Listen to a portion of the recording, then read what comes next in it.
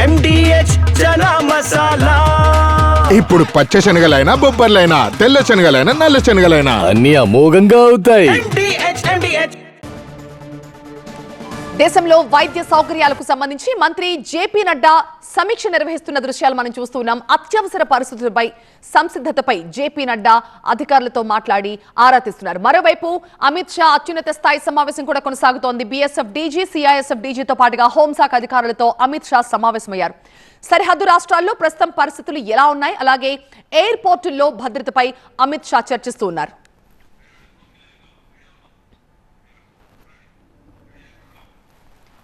ఢిల్లీ నుంచి మా bureau chief Gopi ప్రస్తుతం లైవ్ లో అందుబాటులో ఉన్నారు.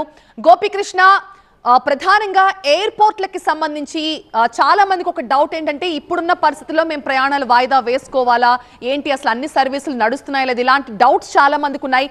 దీని మీద కూడా హోంమంత్రి సమీక్ష నిర్వహించినట్టుగా తెలుస్తోంది. సో దీనికి సంబంధించిన విశేషాలేంటి? అలాగే మరోపక్క జేపీ నడ్డా కూడా వైద్య సదుపాయాలకు సంబంధించి అత్యవసర పరిస్థితి వస్తే ఏం చేయాలన్న దానిపై ఆరా తీసినట్టుగా తెలుస్తుంది. టోటల్ గా ఢిల్లీలో జరుగుతున్న కీలక పరిణామాల అప్డేట్స్ ఏంటి?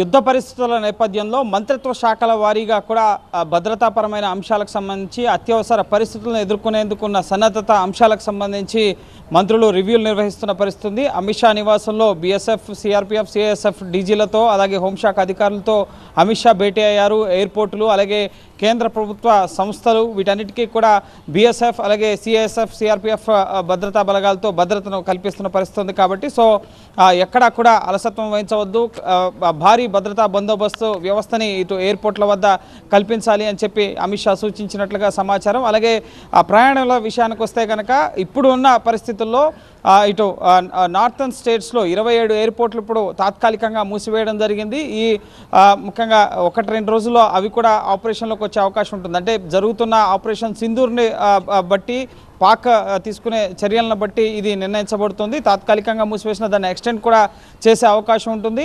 మరోపక్క ఆరోగ్య మౌలిక వస్తువులకు సంబంధించి అత్యవసర పరిస్థితులను ఎదుర్కొనేందుకు ఆరోగ్య శాఖ సన్నద్ధత పైన కేంద్ర ఆరోగ్య మంత్రి జేపీ నడ్డా అధికారులతో సమీక్షా సమావేశాలు నిర్వహించారు.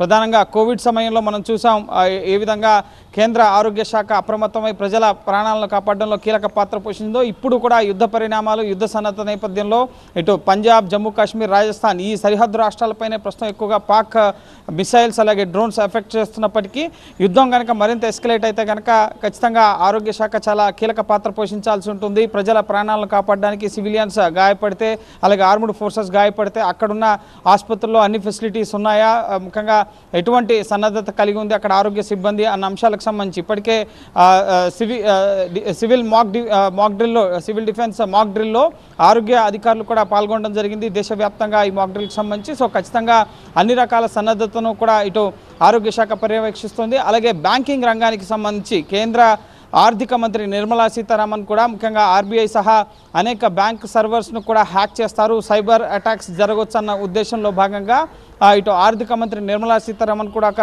రివ్యూ సమావేశాన్ని నిర్వహించబోతున్నట్లుగా తెలుస్తుంది. ఈ విధంగా మంత్రిత్వ శాఖల వారీగా మంత్రులంతా కూడా ప్రస్తుతం ఇండో పాక్ ఉద్రిక్తతల నేపథ్యంలో వారు మంత్రిత్వ శాఖల వారీగా తీసుకోవాల్సిన చర్యలు, సన్నద్ధత అంశాలపైన దృష్టి పెట్టడం జరిగింది. ఇప్పటికే ప్రధాని మోడీ అన్ని విభాగాలకు సంబంధించిన కార్యదర్శులతో, కేంద్ర మంత్రిత్వ శాఖల కార్యదర్శులతో సమావేశమై సమన్వయంతో ముందుకెళ్లాలి, దేశ ప్రజల భద్రత సమగ్రతకు ప్రభుత్వం కట్టుబడి ఉంది కాబట్టి దానికి అనుగుణంగా మంత్రిత్వ శాఖల అధికారులు కూడా ఎటువంటి పరిస్థితి వచ్చినా వాటిని ఎదుర్కొంటూ ధీటుగా ఇటు ప్రజలకి సేవ చేసే విషయంలో ముందుండాలి అన్న విషయాన్ని మంత్రిత్వ శాఖల కార్యదర్శులకు ప్రధాని మోడీ 2 రోజుల క్రితం తెలపడం జరిగింది. ఖచ్చితంగా అందుకు సన్నద్ధంగానే అన్ని మంత్రిత్వ శాఖలు కూడా భద్రతాపరంగా తీసుకోవాల్సిన చర్యలు, అత్యవసర పరిస్థితుల్లో ఇటు మంత్రిత్వ శాఖల వారీగా ఉండాల్సిన సన్నద్ధత అంశాలపైన దృష్టి సారించడం జరిగింది. అందులో భాగంగానే భద్రతాపరంగా ఇటు కేంద్ర హోంమంత్రి అమిత్ షా ఇటు ఎయిర్పోర్ట్స్ భద్రత ప్రధానంగా సిఐఎస్ఎఫ్, సిఆర్పీఎఫ్ కిందికి వస్తుంది కాబట్టి అక్కడ ఎయిర్పోర్ట్లను లక్ష్యంగా చేసుకుని నిన్న జమ్మూ ఎయిర్పోర్ట్ని లక్ష్యంగా చేసుకుని దాడులకు పాల్పడింది పాకిస్తాన్. శ్రీనగర్ ఎయిర్పోర్ట్ని మూసివేశారు. అలాగే రాజస్థాన్, బికనీర్, అమృత్సర్, చండీగఢ్లో ఉన్న చాలా ఎయిర్పోర్ట్స్ని మూసివేయడం జరిగింది.